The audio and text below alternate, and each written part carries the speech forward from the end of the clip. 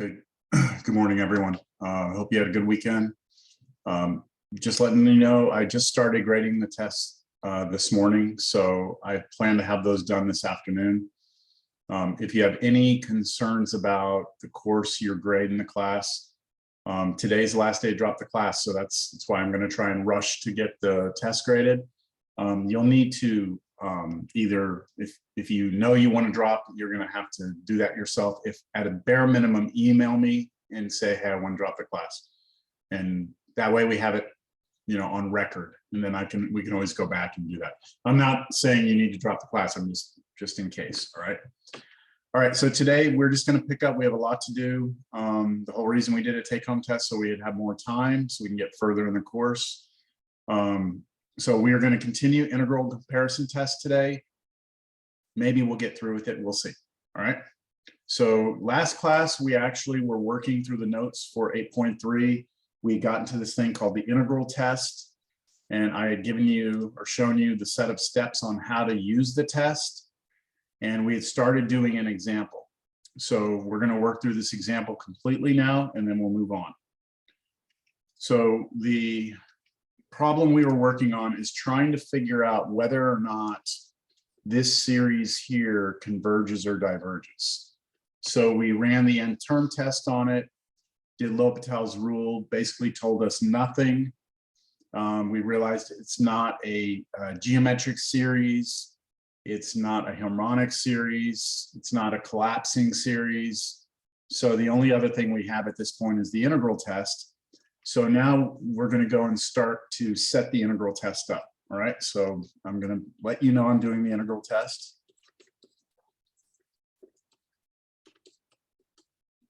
All right, so the first thing I do is I define a function of x, which is the formula for the sequence, but evaluated at x instead of at just the positive integers. So what I need to do with this function, okay, what I need to do is I need to, first of all, convert it. Okay, I've done that. I want to show that this function is continuous on the interval 1 to infinity. Okay, so I'm going to just jot this down. 1, I've converted it. 2, I want to, say that f is continuous on the interval 1 to infinity. Well, I look at this function, x over e to the x. This function is always defined. You're never going to get division by 0. There's never square roots of negative numbers. There's no domain issues. So that is good. We have a continuous function on a closed interval. Or, I'm sorry, on the interval 1 to infinity. Next, I need to show that it's positive on that interval. In other words, I need to show that that function is always greater than 0. All right, that should be pretty easy to show. So for 3, is f greater than 0 on 1 infinity? Question mark. Well, if you're plugging in numbers that are always positive, right?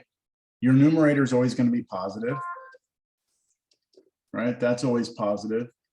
And then e to any power is positive, and a positive divided by a positive is of course positive, which is greater than 0. So yeah, it's always positive. Okay, so I need to somehow include that in my work here, which I'm doing. The next thing I need to do, and this is usually the hardest part, is to show that f is decreasing on that interval. Okay, so this will be step 4. I need to show that f is decreasing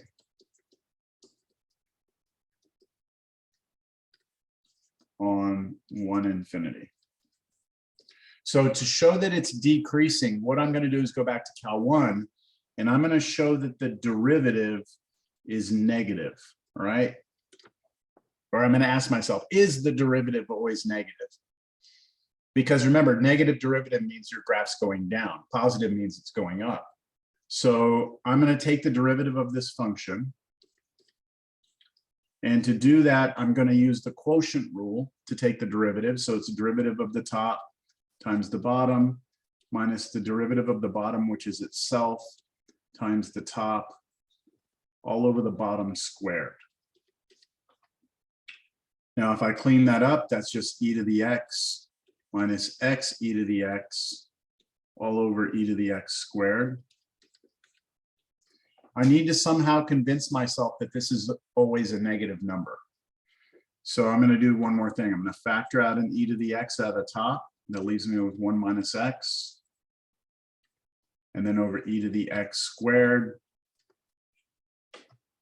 I can even cancel one of the e to the x's out and just get 1 minus x over e to the x. That's my derivative. Now, is this always negative? Well, once we get past 1, what do you think? Yeah. Once you get past 1, it's always negative. Yeah, this is always negative because the top here, if I plug in a number bigger than 1, that's going to be 1 minus some number bigger than 1. That's going to be a negative number. And then again, e to the x is always positive. So yeah, that's always less than 0 whenever x is bigger than 1, right? If I remember correctly, this should be like a little bump up and it goes down forever. Yep.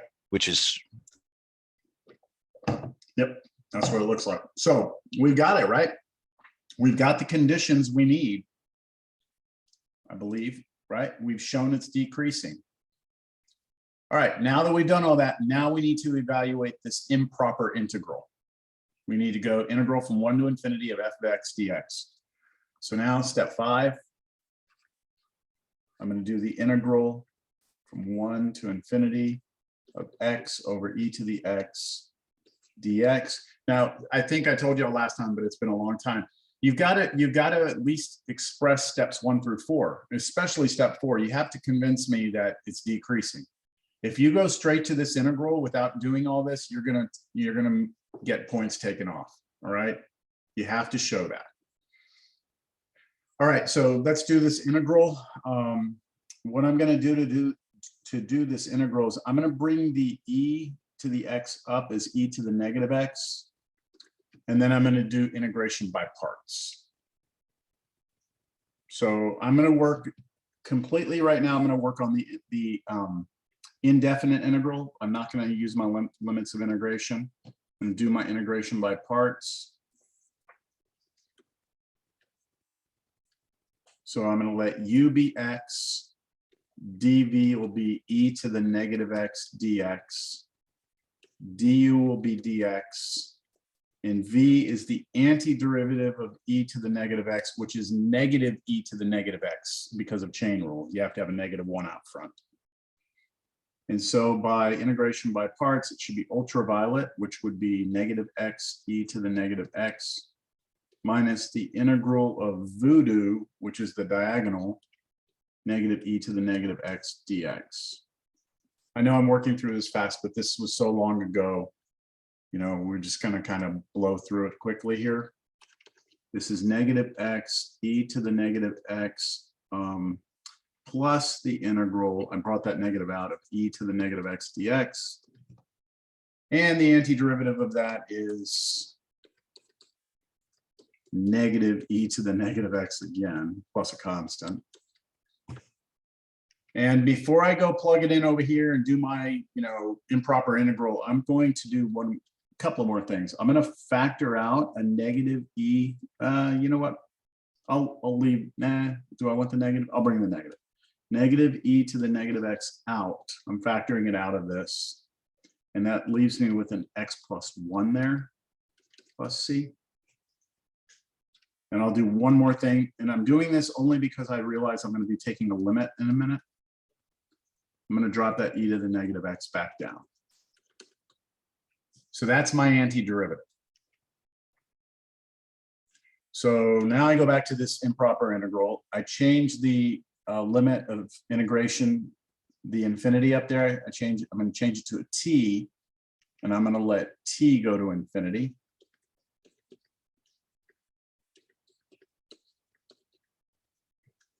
And then I find the antiderivative, which I've already done, negative x plus 1 over e to the x. I forgot my limit. Limit t goes to infinity of this, evaluated from 1 to t, like that.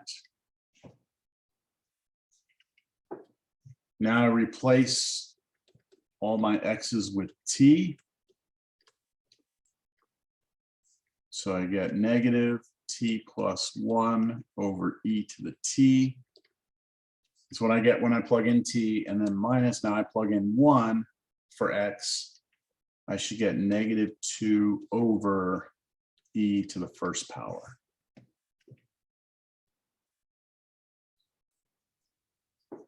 Let t go to infinity. If we do that, this is going to become infinity over infinity, which means I'm going to have to do L'Hopital here to figure out what's going on. So if I do L'Hopital,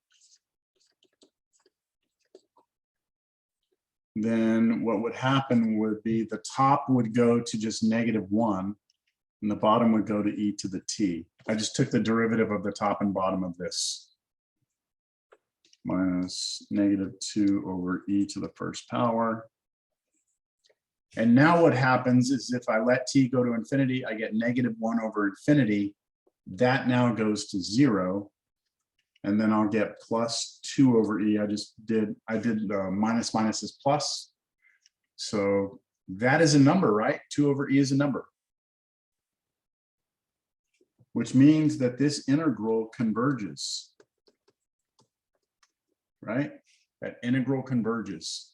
And the integral test says that if you're looking at a series, right, and you run this test and you can show the first 4 things, right, do these first 4 things, and then you figure out the integral, whatever the integral does, the series does. So what I can conclude now, this will be my final conclusion. Therefore, the sum n equals 1 to infinity of n over e to the n converges. Now, am I saying that it converges to 2 over e? No, I'm just saying it converges. That's all we can say. Is there any way to tell that we have, or? Not easily. Okay. Remember, the only 2 series we can actually find the sum of are geometric and telescopic. Okay. Generally, it's hard to do. I mean, right. it probably converges to 0, to be honest. No. Oh, the area. Yeah. Yeah, no, the sequence converges to 0, Yeah. but the series doesn't. It does converge, but I can tell you this, it's less than 2 over e. Yeah. It won't be bigger than 2 over e because 2 over e is the area, the entire thing, right? So it should be pretty close to it though. All right, that is the integral test. It's not students' favorite test because there's a lot that you have to do, but you know, it's a test, all right? It's there, all right? We move on. So we did the evaluation, we drew our conclusion, right? All right, so for the integral test, I didn't do this one, but I just did this one for you, all right? So we are gonna move on now to the next type of series, which is called the P series. And this is really a nice result. We're not gonna go through the work for this. You know, we've identified so far geometric series, telescopic, and harmonic, right? Those are the 3 that we visually should be able to identify, right? Geometric series, they look a certain way. Harmonic is constant over linear expression, that we should be able to see. Telescopic, a little harder to see because maybe we have to do partial fractions first, or maybe there's some logs or something in there, but if we can identify them, we know what to do with those, right? Other than those, we don't really have anything that we just look at and go, oh yeah, it does this. Now we do, a P series. So the way a P series looks is that you have sum n equals 1 to infinity of 1 over n to the P. 1 over n to the P. Let me give you an example of one of these. An example of a P series would be sum n equals 1 to infinity of 1 over n squared. That would be a P series. And in this case, we would say that the P is like the power. Okay, that's what the P stands for, power. So P is the power on the n.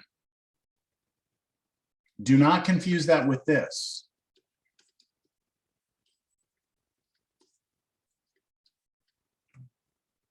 N squared is not the same as 2 to the n, right? This on the right-hand side would be what type of series? What would this be? Would it be a geometric? That's geometric, right? Because we could rewrite that as In -1. 1/2 to the n, and then we could do an n-1 + 1, and we can make it look geometric, right? That's geometric. Don't confuse it with this, right? And I told y'all in class that the thing that kind of lets you know to think geometric is when the n is in the power. When the n is in the power. Here, a P series, the n is in the base and the power is fixed as a number. And we have a very, very nice conclusion. We're not going to prove this, okay? We could prove it with the integral test. We could do the integral test to prove this generally. If we had enough time, if we had another 8 weeks of class, I'd prove this to you, okay? We don't have 8 weeks. So real simple conclusions. If P is bigger than 1, we've got convergence. If P is less than or equal to 1, we've got divergence. It's that simple. You don't have to show it, just say it, okay? You'll just have to just state it.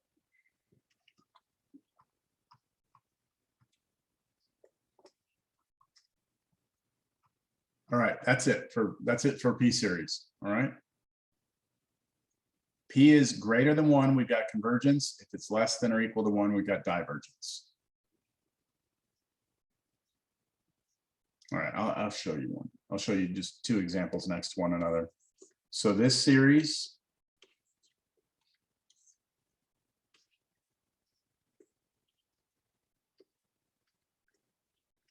the cube root of n to the 4th versus this series,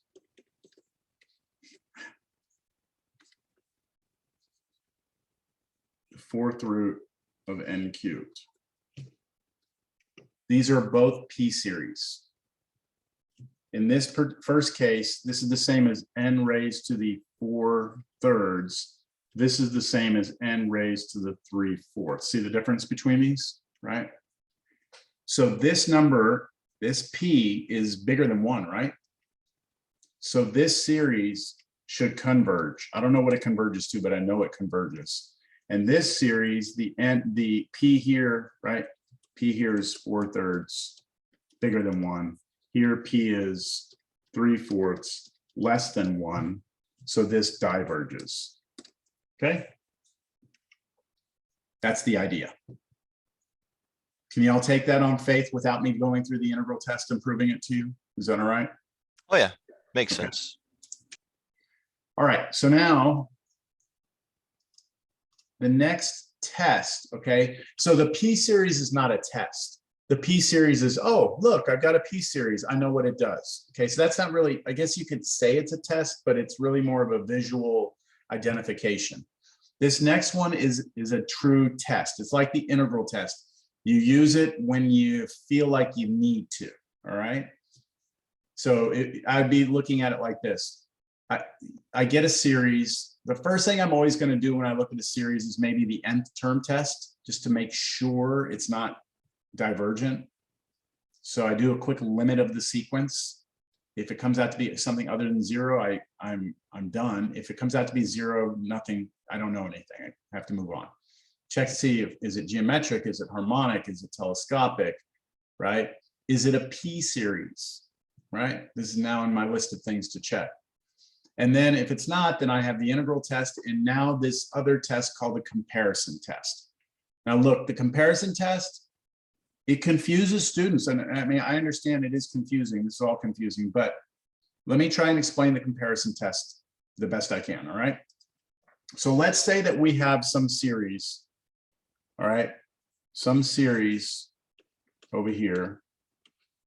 I'm gonna call this A sub n. So A sub n is the formula in here for the sequence. We don't really, this is general. So it's just like, this is the thing.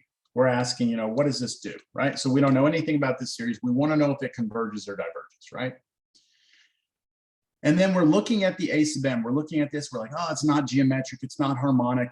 But when we look at it, maybe we look at it and we say, man, it looks a lot like this, like something, it looks like something that's maybe it looks like geometric, or maybe it looks kind of like it's harmonic. And it starts to get us to think about that it looks a lot like this, like some other series.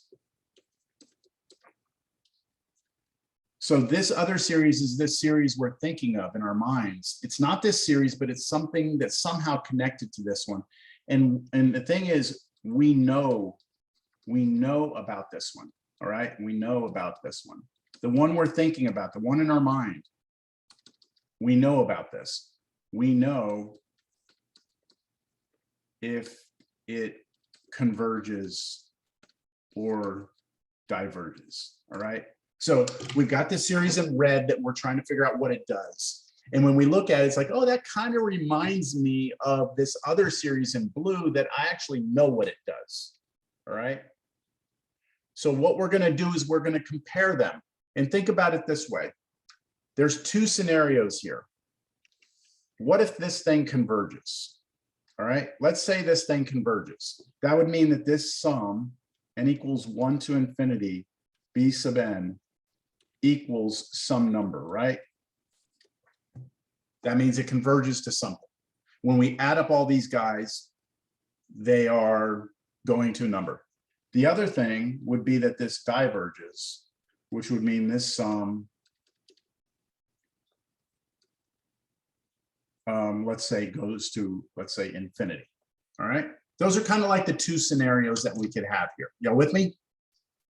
The thing we're thinking of that reminds us of the red one is either convergent or divergent. Let's say it's convergent. Okay, let's just go with that case first. Let's say it's convergent. Then what if I now show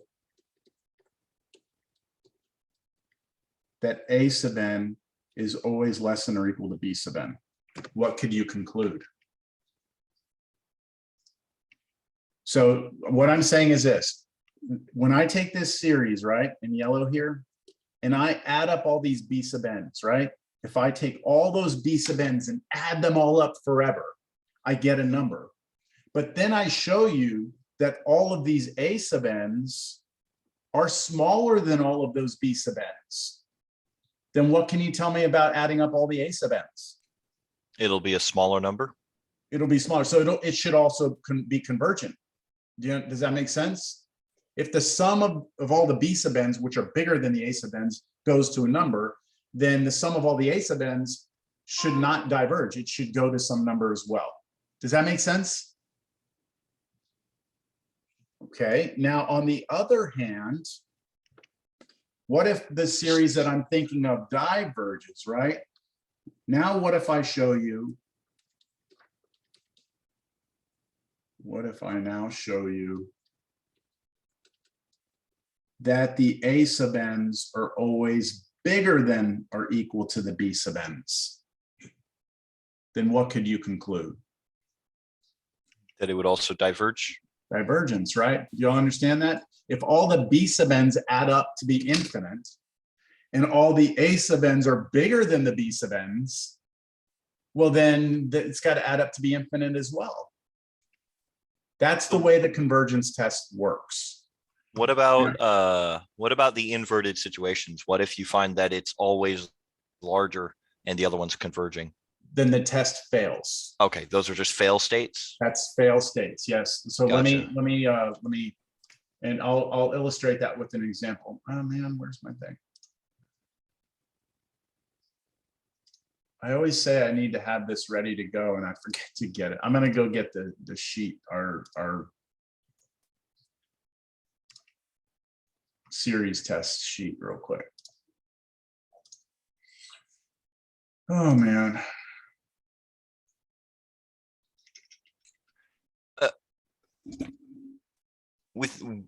Are we allowed to like print out that series test sheet and maybe take it on like the next test?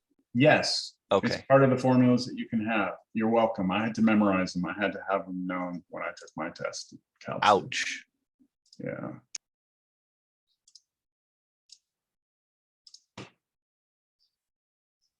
All right. It makes sense. If I'm at a job where I'm having to do this, my boss isn't going to tell me to try to remember it. Yeah, in the real world, you're very, very rarely are you locked in a room with no resources. So, okay, so looking at this now, Nth term test was that first test we learned, right? It's a test for divergence only. Geometric series we talked about. P series we just got introduced to just now. The integral test we had, and now the comparison test. So when you read it here, I don't know if this is going to make a whole lot of sense. If I read this to you before I tried to explain it, this would make probably very little sense, but let's try and read it now and see if it somehow connects. All right, so you have this series that you're trying to figure out, right? And you're comparing it to a series that you know. By the way, I failed to point this out. This only works for positive series. So we have to have that the sequence formulas have to only generate positive numbers. If there are any negative numbers that ever come out, this fails. All right, you can't use the comparison test. I should have stated that. I apologize. So like a sine wave wouldn't work. Would not work. Can't use this test. All right, or an alternating series goes back and forth. Okay, so we have the red one that we want to know about, and we have the green one that we know. So the first thing says, if the B sub n converges, right? So you add up all the B sub n's, it adds up to be a number, and you can show me that all the A sub n's are smaller than B sub n's, then the A sub n converges as well. And that's what I just explained, right? The other one says, okay, no, on the other hand, if the B sub n diverges, right, goes to infinity, and then all your A sub n's are bigger than your B sub n's, well, then your A sub n is going to also diverge. Now, the last part, we're going to wait. Okay, so hang tight. We will do this part in a minute. I treat this as not a completely different test, but it's like a version 2 of the test. So ignore the yellow for now. All right, let's do it. Let's do an example. So here's the comparison test written out, blah, blah, blah. You have that in your sheets. Here's the first example that I want to give you. Bam, here we go.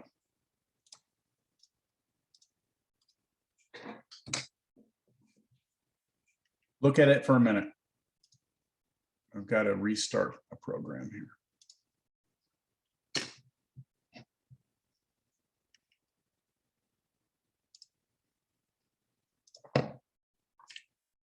Okay. Let me see if that fixed this problem.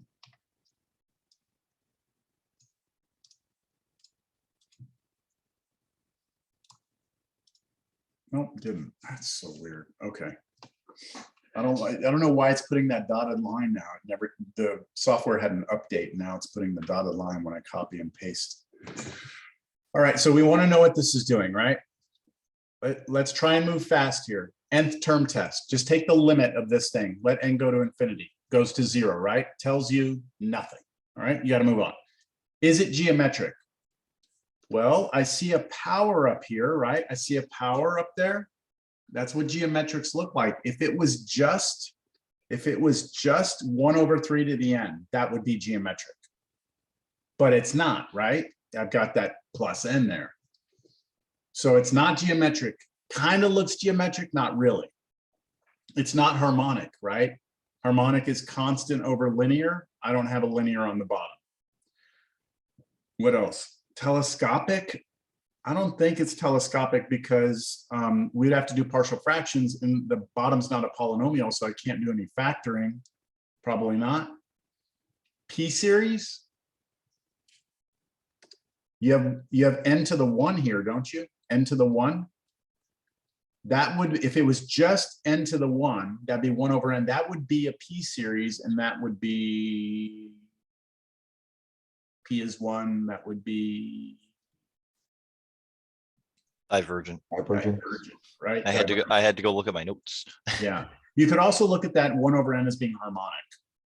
And that would be divergent as well. All harmonic series are divergent. So do y'all see that this is kind of like not quite not quite geometric, not quite harmonic, just some weird like crossbreed of both. Do y'all see that? Okay, so we're going to need to compare it to something. So I think I'm going to go with geometric. All right, I'm going to do comparison now. I'm going to compare to this series, 1/3 to the n equals 1 to infinity. And the reason I'm going to compare it to that is because I know about this series, right? I know that this is geometric. Not only do I know it's geometric, I know that r would be 1/3 here. Now, of course, yes, I'd have to make this look like 1/3 to the n minus 1 and do a -1 + 1, but I actually don't need that. I don't need to do that right now because all I need to know is whether or not this converges or diverges. And this is convergent. Y'all understand that? That is a convergent geometric series. I know it is. And it looks a lot like this, right? So my a sub n, right? This is my a sub n. That a sub n is always positive. I'm just double checking. And then the b sub n that I'm going to compare it to, that's always positive as well. Now, I want to show what?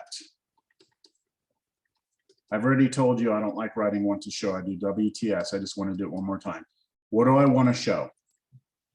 I'm comparing a series I don't know anything about to a series that I know it converges, adds up to be a number. So what do I need to now show you for this comparison test to work? Let's try and get some people, let's go around. Hunter, I'm not trying to mute you, but I want other people to let me know that they understand this as well. So what is it that I need to show now?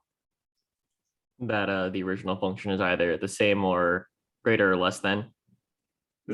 Greater than or okay. So when you said the original function, you mean the original sequence formula, right? The a sub n. So I want to show that the a sub n is somehow related to the b sub n. Okay, right, Alexander?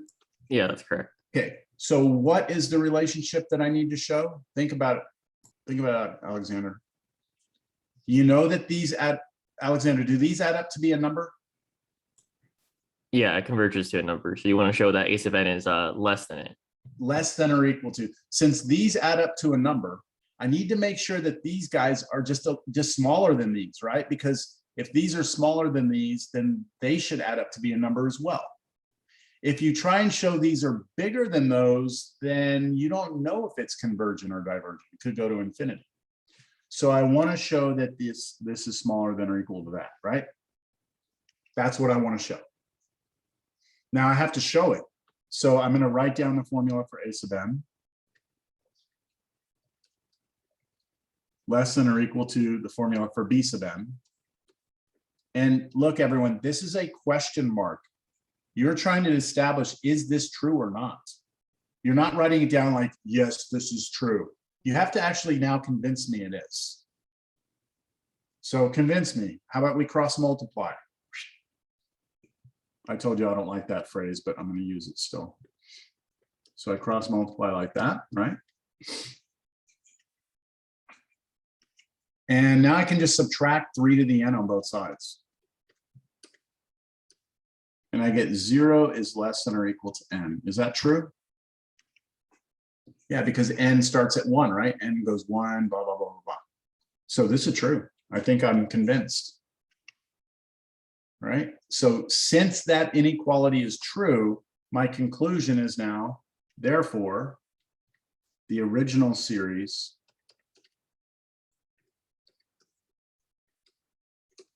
converges. I think the thing that makes this confusing for students, this whole idea of series, is that you actually, when you're doing a problem and trying to figure out if it converges or diverges, you actually have to explain your ideas. Like you have to say, oh, I'm going to try the Nth term test. Oh, that didn't work. Oh, I'm going to try this. Oh, that didn't work. And you have to like logically lay out what you're trying to accomplish and then draw a conclusion. All right. So we drew our conclusion. We're done. All right. I want to point something out that the book does not state, and I don't know why it doesn't state this. So I'm going to bring up those formulas, or not the formulas, the little cheat sheet again. Where the hell is it? I want y'all to look at something here. See where it says if B sub n converges, right? Wait a minute. I thought I copied this. Did I? Yeah. So see where it says if B sub n converges, we were comparing it to something that converged, right? And A sub n is less than or equal to B sub n. Do y'all see this right here where it says for every n, then A sub n converges? That's actually not true. It doesn't have to be for every n. It just has to be eventually.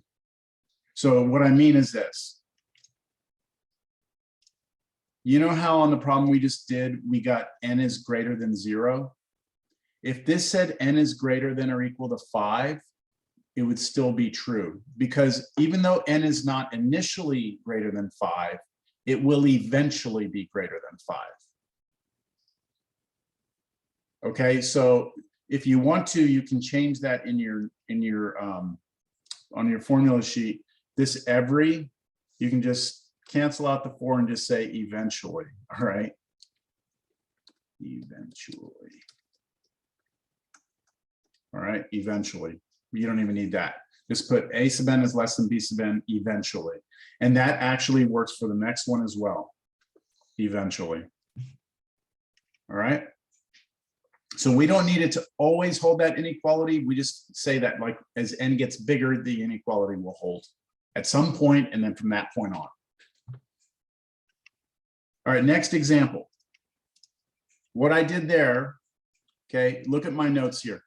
8.310, I gave you an example of the comparison test, and we compared it to something that was convergent, right? Weren't we comparing it to that geometric series that was convergent? And now I want to give you an example where we're going to compare it to something that's divergent. I'm kind of spoiling it for you already. I shouldn't have told you that, but pay attention to why I'm going to do that. All right. So I'm trying to figure out what this series does. All right.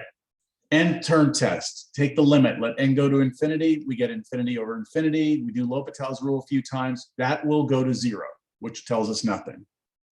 Is it geometric? Is that a geometric series? Do you see n's in powers? Yes. You see n's as powers? No, I don't. No, right? The n is not in the power, so don't be thinking geometric then, right? Because n is not in the power. How about harmonic? Is this constant over linear? No. P series. It looks like it.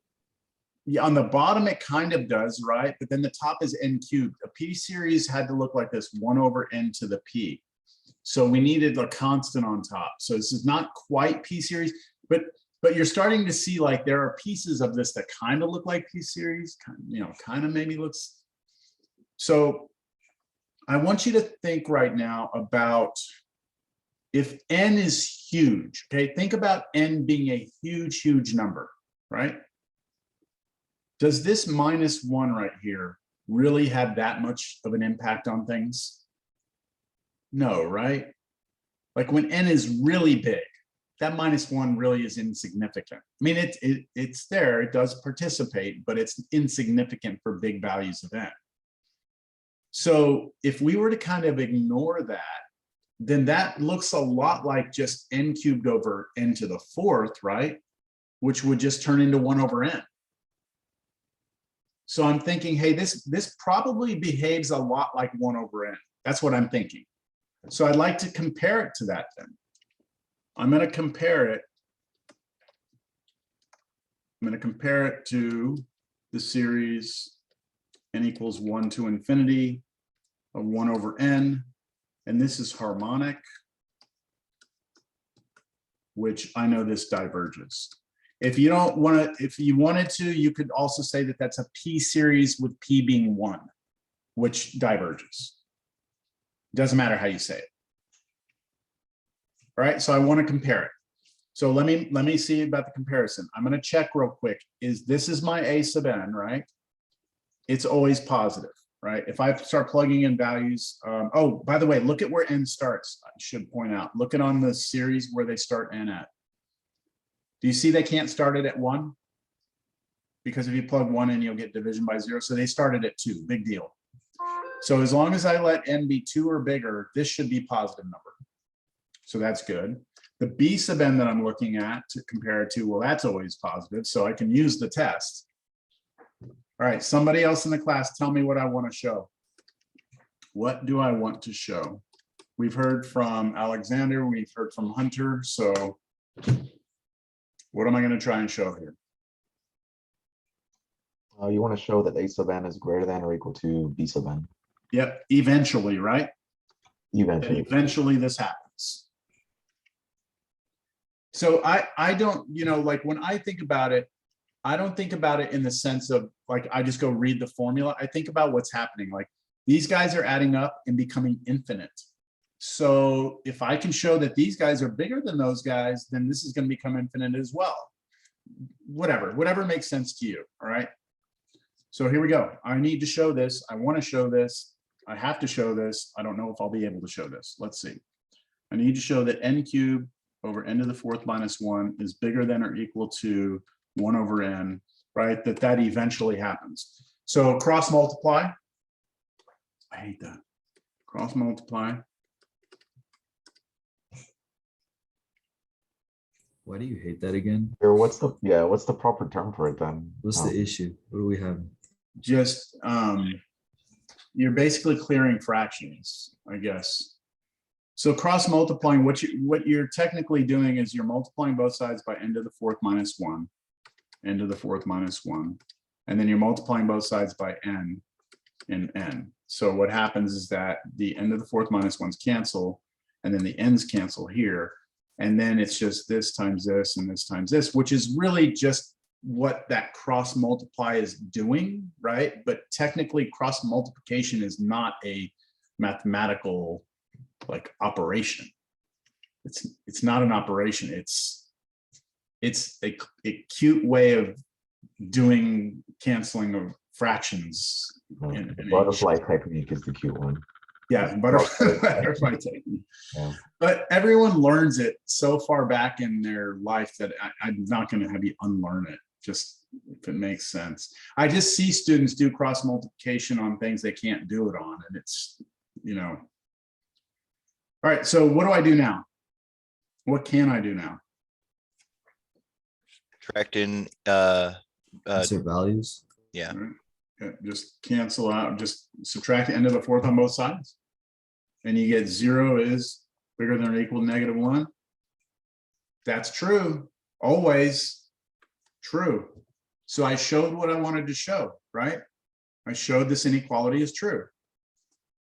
Therefore, conclusion, therefore the original series n equals 2, careful, to infinity.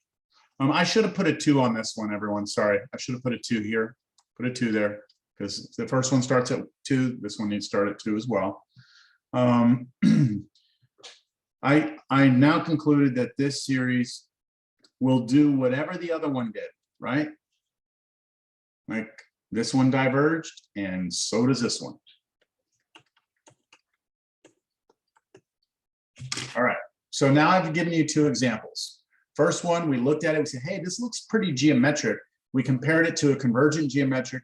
We showed the inequality we needed to show, and we concluded convergence. This one, I showed you something that kind of looked like it might be harmonic-ish looking, compared it to harmonic, which diverges, showed this inequality was true, and then concluded it diverged. Everything seems pretty nice. Where the hell? Okay, and how about this one? No matter what your comfort level is with this right now, please pay attention to this one. Would we not just do that one? What's that? Oh, that's one. Yeah, so notice I put +1 there instead of -1. Doesn't seem like this should make much of a difference, should it? Right, if I Except add for- one, right, if I Except add it'll one, make that inequality wrong. will it make the inequality wrong? Yeah. Let's see. So again, I'm looking at this, I'm running through all these things, you know, and I've gotten to the point where like, you know what, I want to compare it to something. And I want to compare it to that same harmonic. Do you all understand why I want to do 1 over n again? Diverges. Because when n is huge, this 1 doesn't really play a role, does it? It's very insignificant for big N. And so it really looks again like n cubed over n to the 4th. So I'm going to compare it to the divergent series 1 over n, harmonic or p series p is 1. So I want to show that a sub n is always bigger than or equal to b sub n eventually, right? That's true. I want to show that because I want to make sure that these guys in here are always bigger than those guys. And that means when I add them up, what this adds up will be bigger than infinity, which means it has to be infinity. Do y'all understand why I can't do the other way? Like, what if I told you that these guys were smaller than these? Then if this adds up to be infinity, these would have to add up to be less than or equal to infinity, which could be finite or infinite. You wouldn't be able to conclude anything. All right, so, all right, let's put the thing down here. This. The inequality we want to show is this. And now let's clear our fractions.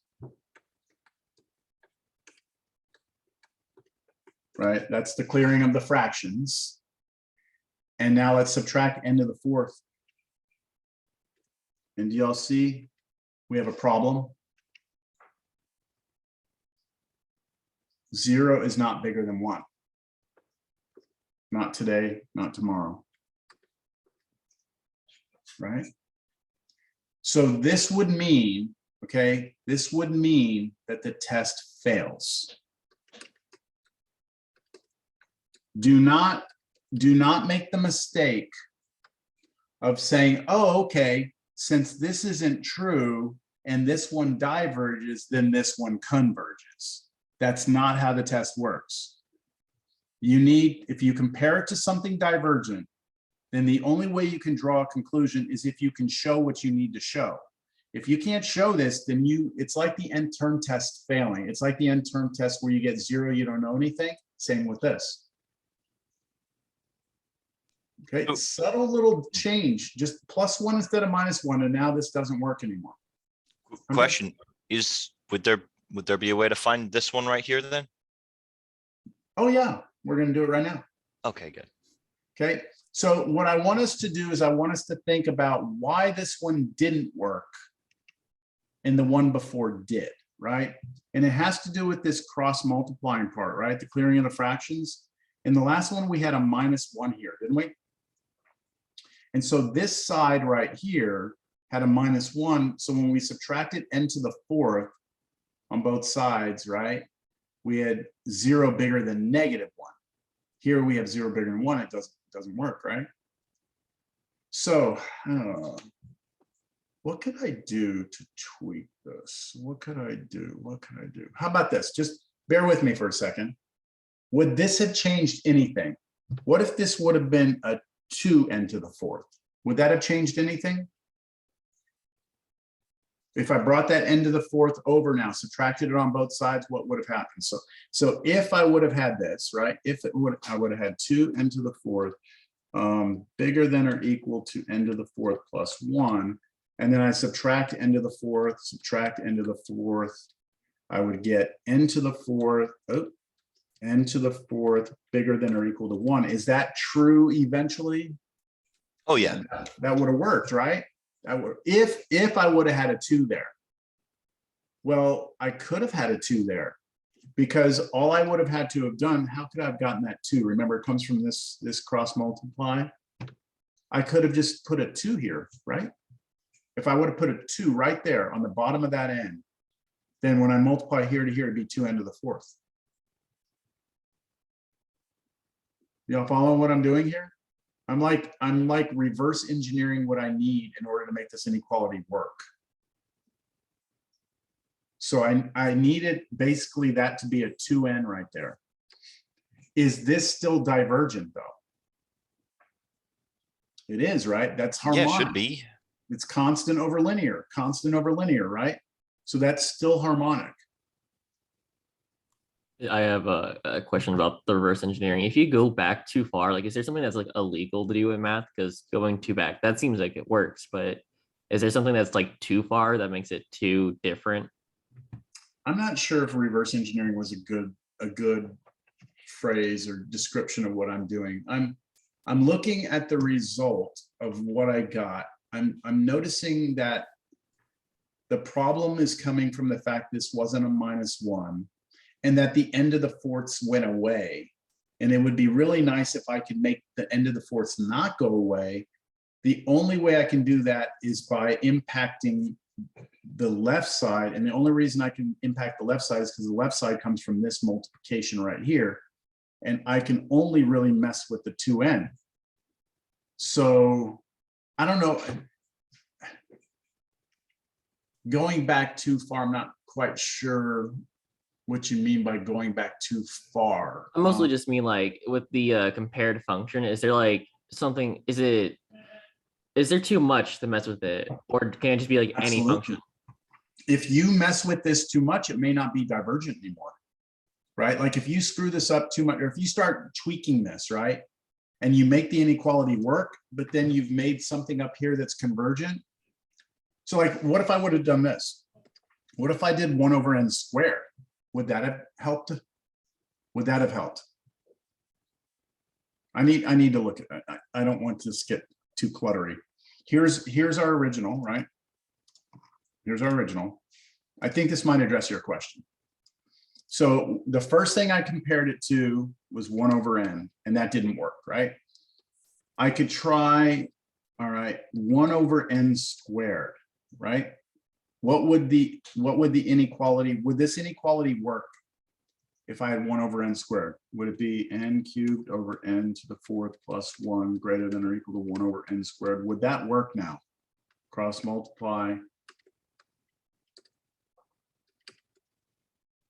This should work because n to the 5th will dominate n to the 4th, like as n gets bigger. This should work, but there's a problem.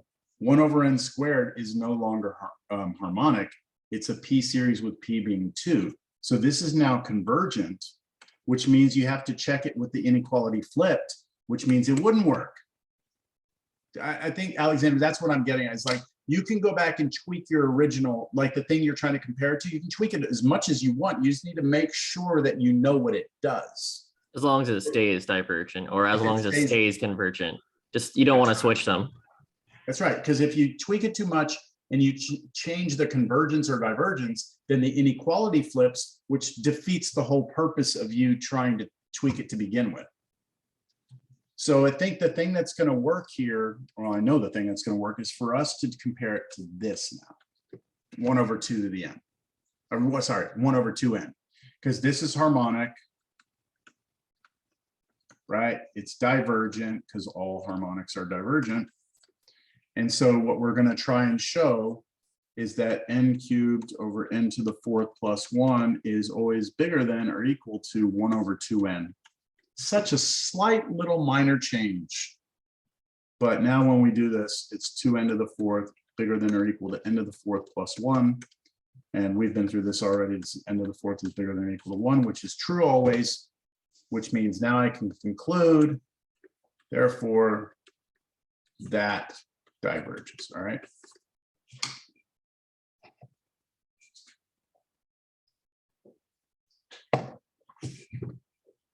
All right, so I've shown you an example where we compared a series to a convergent series. We went through that as the first one. Showed you a second one where we compared a series to a divergent and we showed the inequality and it worked out. Everything was beautiful. And then I showed you this one where it looked like it was going to work out, but then we had to tweak it. right? We had to tweak it. I like giving problems like this to students because it makes sure that you're thinking at the appropriate level for a Cal 2 student to be thinking, that you're analyzing the inequality and that you're making necessary changes to make your inequality work without compromising the convergence or divergence of the series you're comparing. All right, we must move on. The train keeps rolling down the tracks. So now within that test that I gave you, this right here, there was this yellow part, okay? This yellow part says that, okay, you have a series you want to know about, the red one. You're comparing it to this green one that you do know. And you can do the steps 1 and 2 are the examples I just showed you. The third is like, you know what? Don't worry about the inequalities anymore. Okay, don't worry about the inequalities. Instead, you're going to just take the limit of the ratio of the sequences. And if that ratio is a constant, C, some positive real number, then they either both converge or both diverge. Let me show you this in an example. So let me see. We're just going to do the previous problems. All right. Okay, so oops. Get back there. Get back there. So let's do this one. Okay, that was the first one we did, right? Nobody has any questions on how we did that, right? Okay, so I'm gonna compare this now. I'm gonna compare to that geometric series 1 over 3 to the n. We know that that's geometric and we know it converges, right? So that's the exact same setup we did before, right? Exact same setup. We compare it to that. Now, no inequality. What we're going to do is we're going to run the limit comparison test, which is the third version of this comparison test. So I'm going to let everyone know I'm about to do the limit comparison. So I'm not going to do the inequalities. So what I do is I take the limit as n goes to infinity of the sequence I'm interested in, 1 over 3 to the n plus n, over the other sequence formula, 1 over 3 to the n. So this one goes on the bottom, this one goes on the top. And I'm going to run this limit, and what I need to happen is I need to get a positive constant as an answer. It has to be a positive constant to conclude anything. So before I run the limit, let me just rewrite this. This is a fraction over a fraction. So I can flip it and put the 3 to the n on top and then 3 to the n plus n like that. Right? That's just algebra, flip. Okay, if you run this limit, you're going to get infinity over infinity, right? L'Hopital? So what would L'Hopital give you?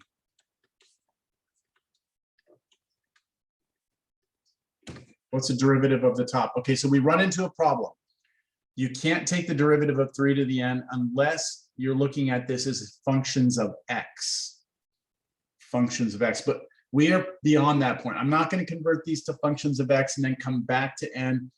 There's kind of an understanding at this point that we could look at these as functions of x and take the derivative and then bring that answer back. We're just going to skip over that and do it, treating it with n's, even though technically it's not right. The book does the same thing. Okay, so I'm not like bending math here. It's time we're trying to save. So the derivative of the top is 3 to the n itself times natural log 3. You have to go back Cal 1. What's the derivative of a to the x? It's itself times natural log of a, right? I'm just using that formula. And then the derivative of the bottom is 3 to the n times natural log 3 plus 1. That okay? All right, let n go to infinity. We still have infinity times infinity on the bottom. Well, infinity times natural log of 3 plus 1. So why don't we do L'Hopital again?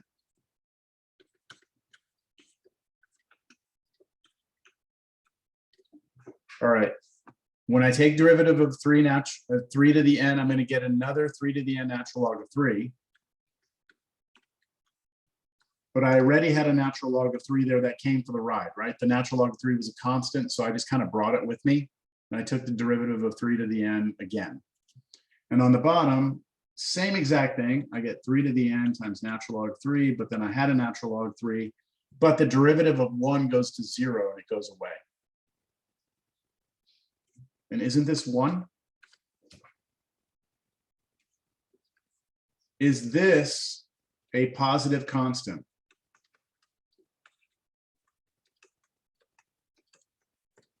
Yes, right? 1 is a positive constant.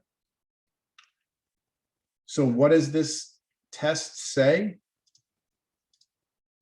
It says, if you take this limit, right, and you get some positive real number, some positive constant, then both series converge or both diverge. In other words, whatever one does, they both do. And I know what one of them does, right? I know this one converges. So they both have to converge. So therefore, the original series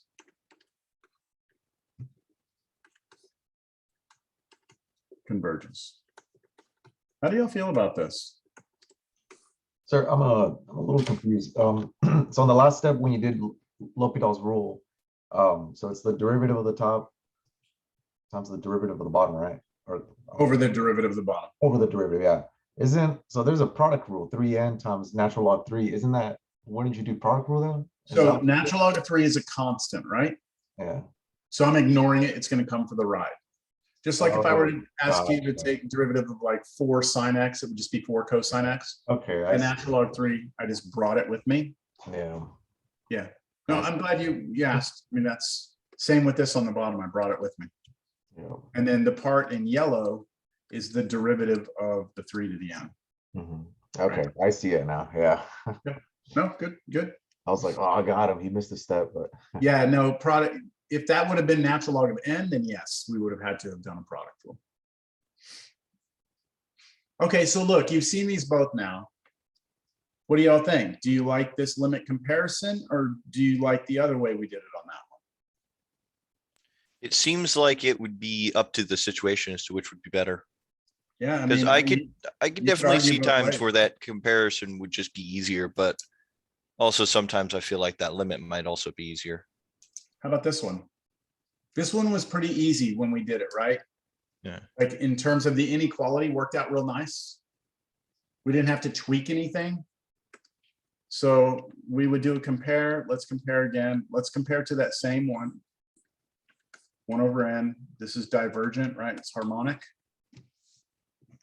N equals 2 to infinity, right? I'm doing this quickly because this is the exact problem we just did a minute ago, right? Except I'm going to try it with the limit comparison instead of the regular comparison. So no inequalities, I'm just going to do the limit. So if I do limit comparison, I take the limit as n goes to infinity of the one I'm interested in over the one that I'm comparing it to. And then let's do that thing where it flips, right? It's just algebra. And I get n to the 4th over, right? Because that n on the bottom comes up on top, joins the n cubed, becomes n to the 4th. And I get n to the 4th minus 1. And if I run that limit, I'm going to get infinity over infinity. So I'm going to bring in L'Hopital once. Derivative of the top is 4n cubed. Derivative of the bottom is also 4n cubed. And that's it. You can cancel the n's and 4's, and this just becomes 1, and that's a positive constant. So whatever one does, they both do, which tells me this diverges, right? Because the other one diverged. And we got this limit to be 1.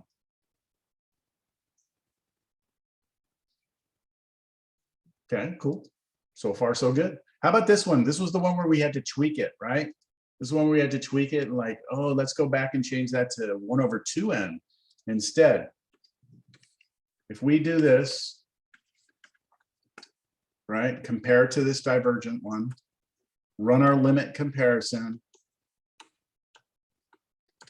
take the limit as n goes to infinity of the first one there, n cubed over n to the 4th plus 1 over 1/n, and flip it.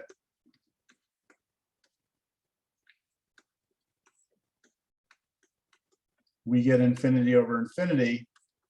Do our L'Hopital once, 4n cubed over 4n cubed again, that's 1.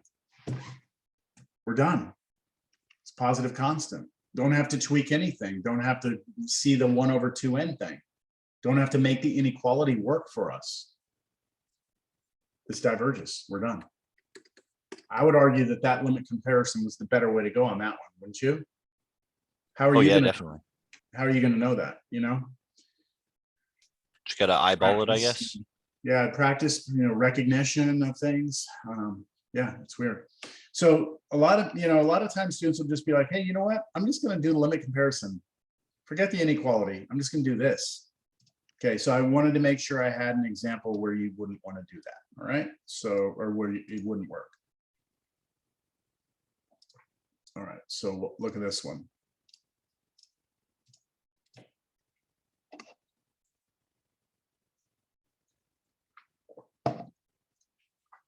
Does this converge or diverge? So let me give you 30 seconds. A minute. I'm gonna go refill my drink. You think about what you might want to compare this to. Think about if n is really big, what's going on here? What's dominating? What do you think? Okay, think about it for a minute. Try and come up with something to compare it to.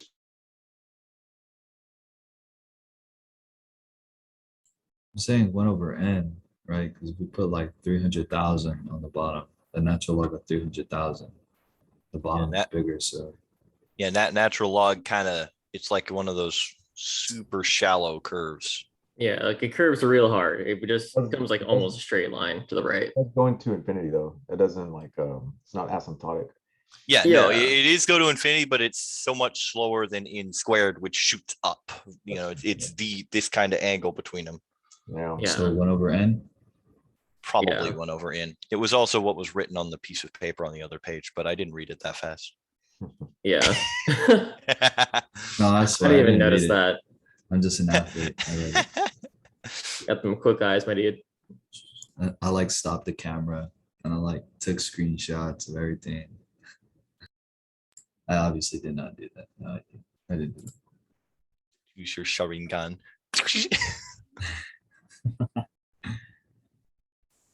The guy who takes the photos of like the thing, like Jotaro, the old man. I pulled out my stand and he came out and took a picture of it. Oh, come on. That guy's the OG, bro. Leave him alone.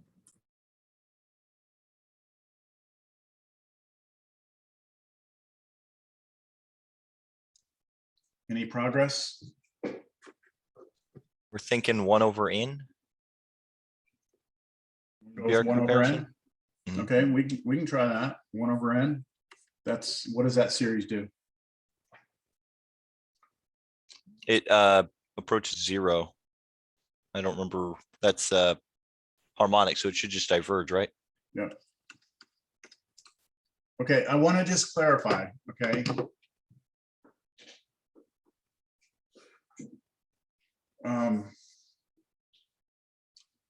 How do I say this?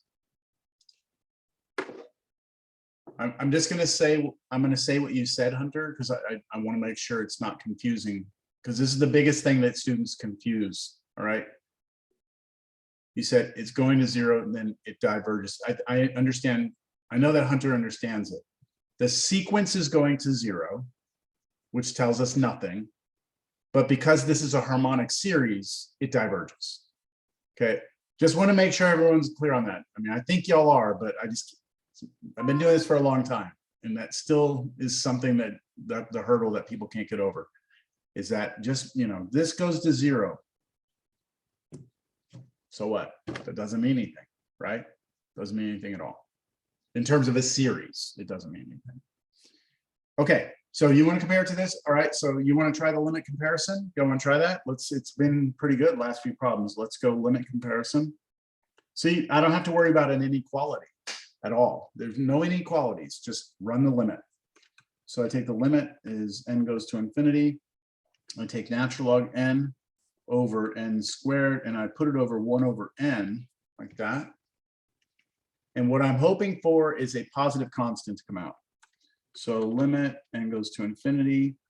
Bring that n up to the top, and it joins the n natural log of n that's there. And on the bottom, n squared.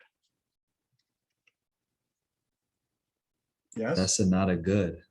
That's not good? Okay, so it That's not is good. infinity over infinity, right? So we can use L'Hopital. But you will have to bring in the product rule, because the top is n times natural log n. Okay, we can do the product rule on top. Derivative of n is 1 times natural log n, plus derivative of natural log of n is 1 over n times n, but then all over the derivative of the bottom, which is 2n. But okay?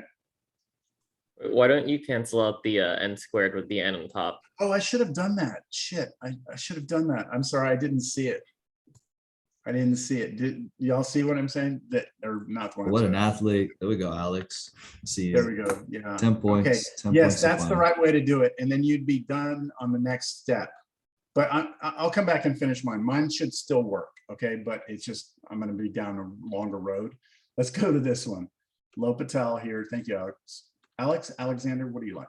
Alexander? I mean, as long as you say Alex, I'll hear it. Okay. It's the big So A. That's his We name. do this, the derivative of the top is what? 1 over n? And the derivative of the bottom is 1? What does that go to? 1 over n goes to 0, doesn't it? Yeah, so it goes to infinity. No, yeah. False. What? Don't worry. I was sitting there doing it wrong in my head. Okay. So we get 1 over infinity, which goes to 0, right? For limit comparison,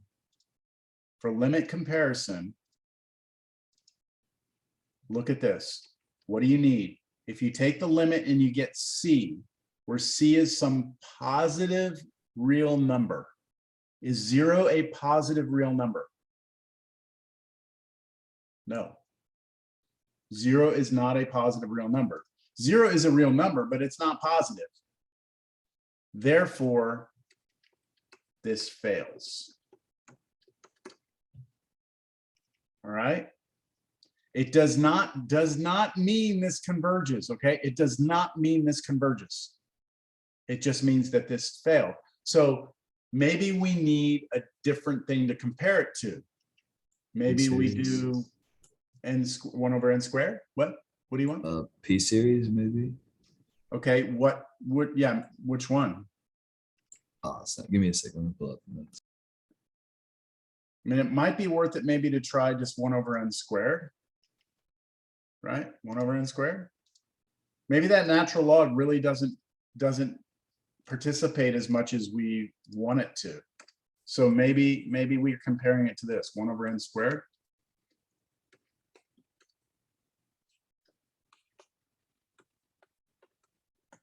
And this is a P series, right? P equals 2. This is convergent, right? So I'm not doing any inequalities. I'm going to do a limit. So if I run the limit as n goes to infinity, right, of natural log n over n squared over 1 over n squared, when I flip that up, all I get is the n squareds cancel, and all I get is natural log n.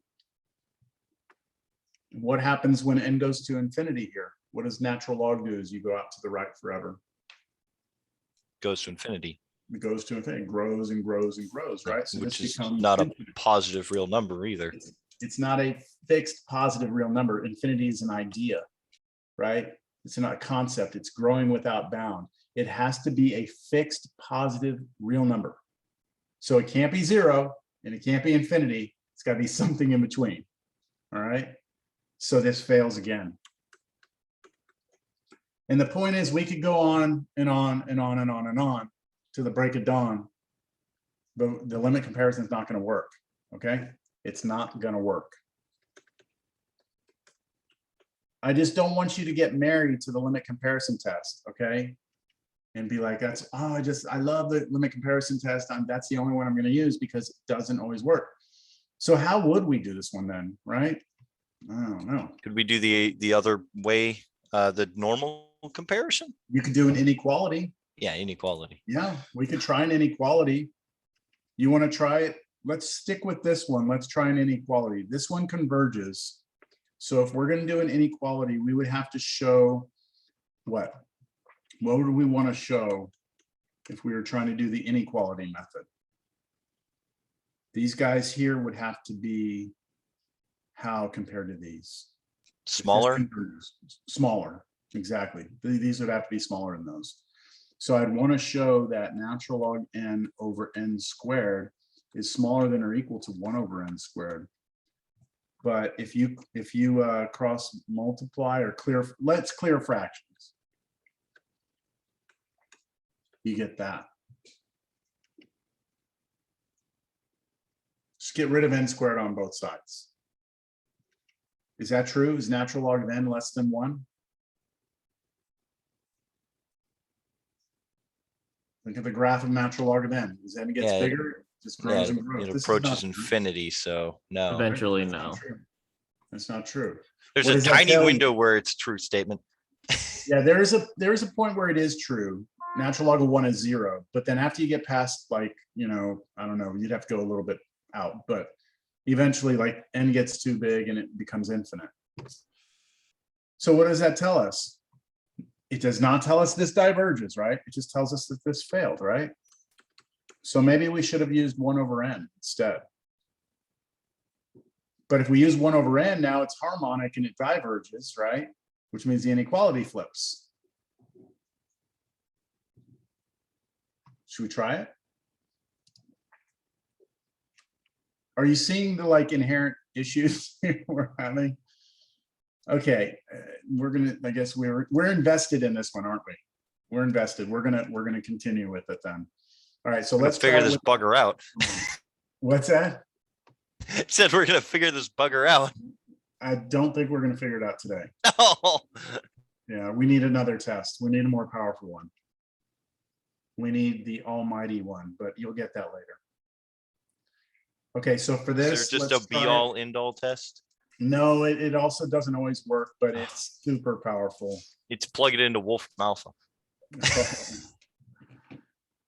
All right, so here we go. We are going to try to compare it to this divergent series 1 over n and hope for the best. So what I want to show is that those guys, natural log n over n squared, always are bigger than 1 over n's, because then, well, these get bigger and go to infinity. So I need these to be bigger so it stays bigger than that and becomes infinite as well. And if you do this thing,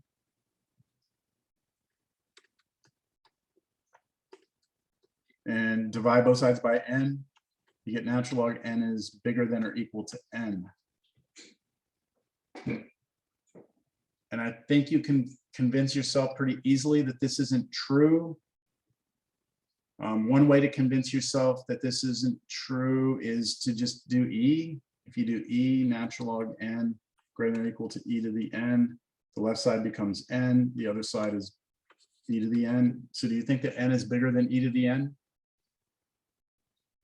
No, not always. I mean, never really. Only, but at 0, well, you were not allowed to plug in 0. It never happened. I mean, my personal thought on that is it's way easier for me to justify natural log of n being greater, not being greater than n than the other way around, because I know what natural log's graph looks like off the top of my head, but not e to the n.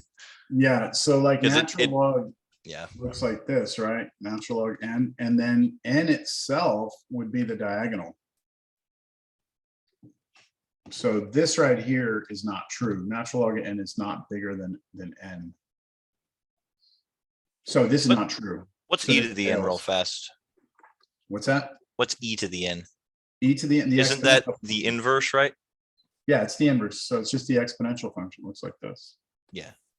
That's e to the. Either way, it fails. We're stuck. To be continued. So what do we do here? So what do we do here, right? We wait. We wait till the next section. It's the end of the chapter. Unfortunately, you're gonna have to wait. All right, I so don't think I've ever had a math lesson end in a fucking cliffhanger. Wow. yeah, well, I think we Next can. week We're on not Dragon done Ball. though, because we still have 18 minutes. So we are done with 8.3. All right, we are done with 8.3. So let's talk about the next section, other convergence tests, right? Other tests. And in terms of where we are on our sheet, you know, we're slowly working through this, right? We've got the nth term, we got geometric, got p-series, got integral, and now got comparison. We still have Oh, ratio, root, alternating, and then this one. That's what we've got left. there's how many? Like 10, 12? I'm not sure. Bunch.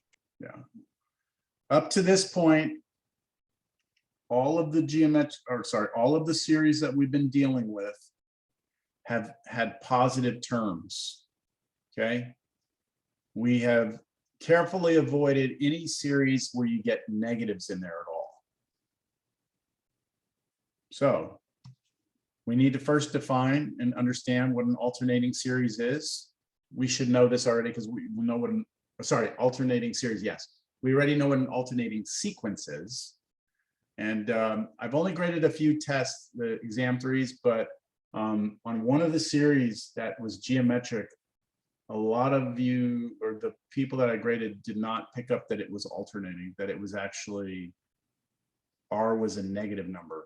Anyway, I'll explain it later. But here we have an alternating series is any series that goes back and forth between positives and negatives. It's either negative, positive, negative, positive, or positive, negative, positive, negative.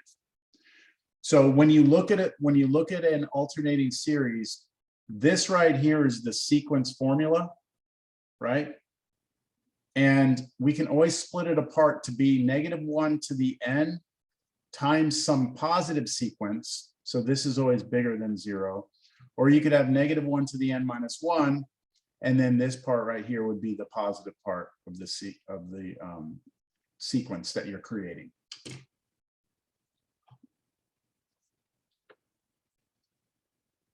All right, that's just definition. Some examples.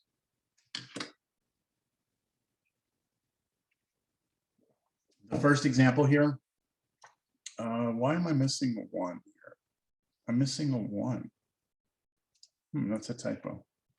But what would happen if I plug in 1, right? If I plug in 1 here, -1 to the 1 is -1, and then over 1 over n, right? That would give me -1. And if I plug in 2, I should have +1/2. So I don't know how I messed this up. But let's do this to make this work. I'm going to change that bottom to n plus 1. Now it'll work. Now it matches this. So it's -1/2 plus 1/3, -1/4 plus 1/5, -6 plus 7. And then this one's the same thing. I got to change this to +1.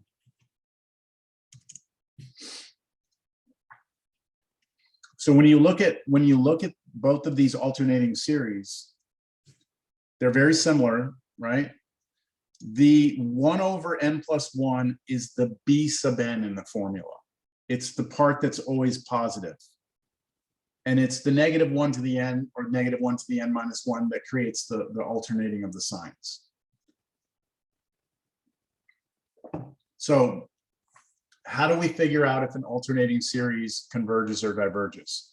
We have what's called the alternating series test, the AST, and this test is super nice, super easy to use. Here's what it says. If you're given an alternating series, doesn't matter if it looks like this one where it starts negative or if it starts positive, doesn't matter. Then if these two conditions are true, the series converges.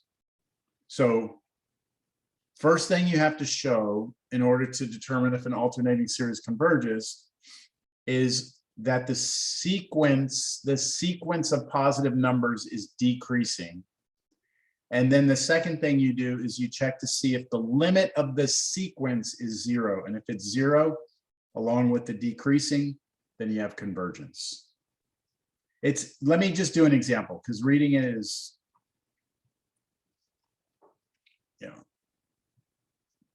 I'm just doing an example. Okay, so real quick, y'all should know what this does. Sum n equals 1 to infinity of 1 over n. Let me write out the first few terms. It's 1 plus a half, plus a third, plus a fourth, plus dot, dot, dot. What does this do? What does this series do? Converge or diverge? Diverge. Diverge, right? This is divergent because it is Harmonic, right? harmonic, or you could say it's P series with P being 1. We all know that and accept that, right? But what if I change it just a little bit? What if I do this instead? -1 to the n times 1 over n. So this is going to be a little different. This is going to be -1 plus a half minus a third plus a fourth minus a fifth plus a sixth dot, dot, dot, right? The question is, what does this one do, right? Well, it's an alternating series, right? This is an alternating series, negative, positive, negative, positive, negative, positive, negative, positive. So we can run the alternating series test. So the alternating series test says, identify the B sub n of the series. The B sub n is the positive part of it, the part that's not alternating. It's 1 over n. Okay. And then just show two things. If you can show two things are true, then you can conclude that this is convergent. The first thing, well, I'll say I want to show, first of all, that B sub n is bigger than or equal to B sub n plus 1. The second thing I want to show is the limit as n goes to infinity of B sub n is 0. For the alternating series test, those are the two things I have to show for convergence. The second one is actually the easiest thing to do here first. Let's do that first because it's easy. If I just replace the B sub n with the little formula here, 1 over n, this is 0. Check. One of two things we've shown. The decreasing is usually the harder part, but let's see, for this, all I need to do is replace B sub n with what it is, 1 over n, and ask myself, is that bigger than or equal to n plus 1 being plugged in here? Is that true? Clear the fractions. Subtract n on both sides, and you get 1 is bigger than 0, which is true. Therefore, what's the conclusion of the alternating series test if both conditions are held? That this alternating series, what? Converges, right? Converges.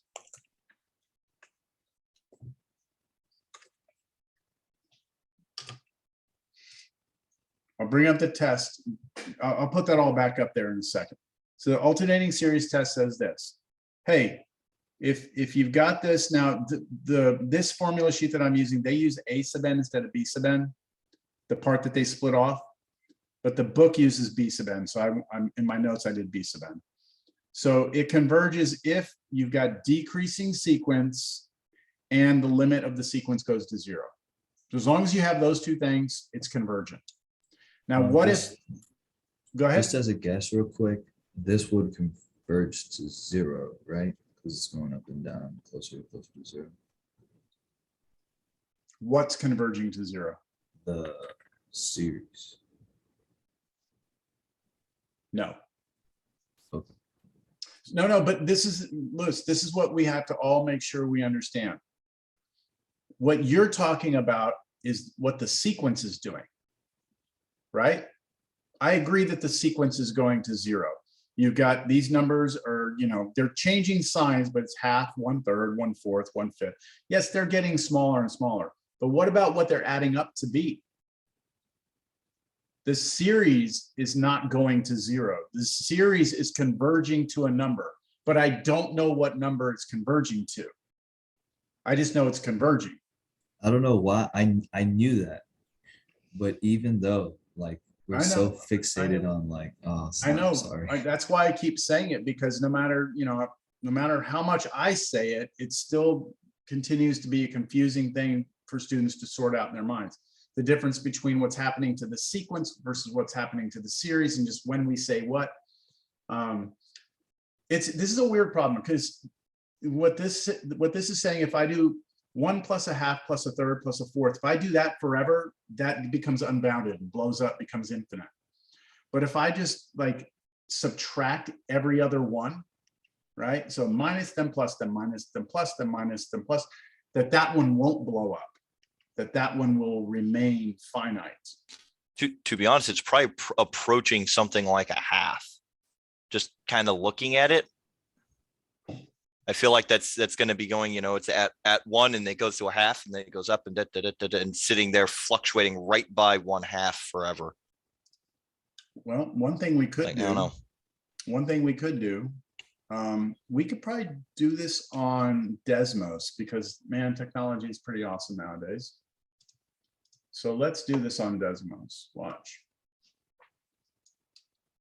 I'm going to define, well, I'm going to take sum. I think it'll do it, right? And then I'm going to do n equals 1 to, I'm just going to call that P. And what I want to do is take the sum of -1 raised to the n times 1/n. And I'm going to add a slider for P. I'm going to let P go from 1 to, let's say, 1,000,000 or so, step by 1. All right, let me see if I can make this a little bit bigger. All right, there we go. So what this is going to do is it's going to calculate the sum. Right now it's -1. It's just that first term. So if I do -1 plus the next one was a half, right? -1 plus a half should be -1/2. Right? Then I'm doing -1 plus a half minus a third, which would be that. Okay.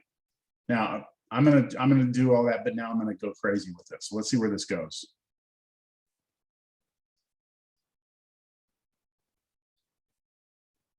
I don't know. Doesn't look like a half.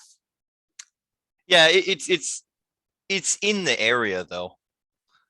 Now, this is definitely not a proof, but we've gone out No. we've added up the first 1,000,000 terms of that series, the first 1,000,000 of them. And Yeah. it looks like it's converging to negative 0.693 something. Now, let's see if we can break the computer. Yeah. Let's go out really far. Oh, whoa, it went out there. Let me see. Whoa. Whoa. Okay, do that. What happened? Why is it not changing anymore?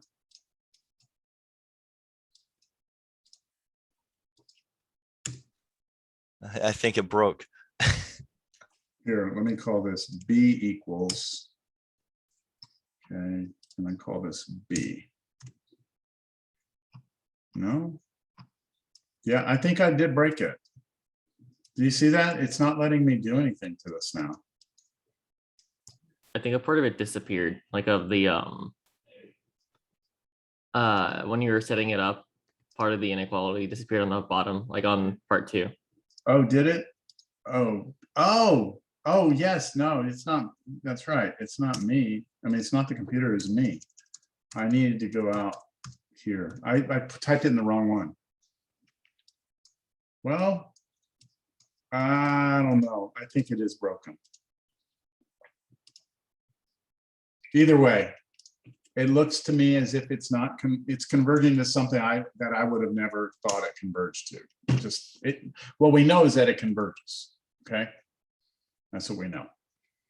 You know what I will say is like some of these, the ones kind of like that, specifically remind me of like the half-lives of atoms, where it's like this number that's shrinking forever but never going away. Just But interesting. half-lives are exponential, not Yeah. linear. Yeah, but I mean, some of these, not that one in particular, but Yeah, we've had a couple that like we were sitting there looking at. I'm like, that's just what a half-life is, where it's going forever and it's never really going away, but it's getting so incredibly small. Yeah, Just- that's what a geometric series is basically. Yeah, it's interesting. Yeah. Okay, it's 12:37. So I don't think that we've gotten into this. If you'd like, you can try some of the homework. Let me tell you. Well, all of 8.3 is now fair game, but in terms of 8.4, I've got to keep you trapped with alternating series test only. So let me see.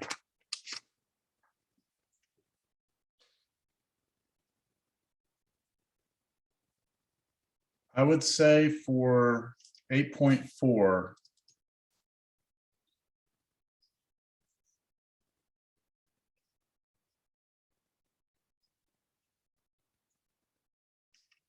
yeah, just Are we, 3, 4, and 8. are would we be the looking only good ones. at 9? I'm sorry. Are we looking at good? Are we looking good to reaching 9? No, we're not. No, but chapter 9, parametric curves, polar coordinates, areas, arc length, that stuff. That stuff is super cool, man.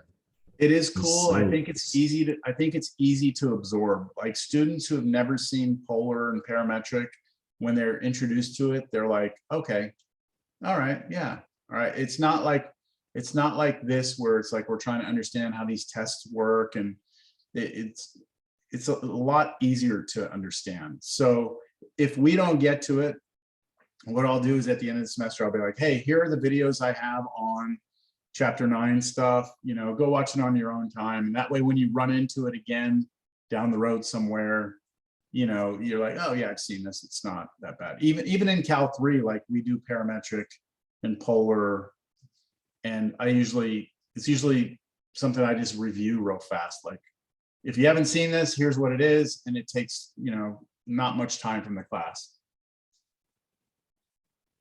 But I have to get through 8.5, 8.6.